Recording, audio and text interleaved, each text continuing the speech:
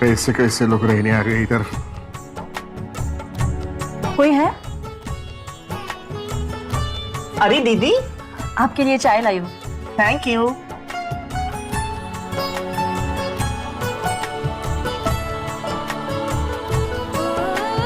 सुरेश भैया, ये लो मेरे पहले सैलरी की मिठाई।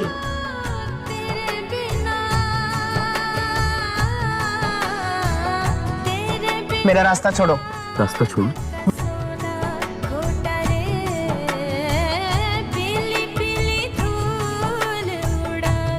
अगर किसी ने इसको वापस छेड़ा तो मुझसे बुरा कोई नहीं होगा। ये मेरी बहन है। चलो रे।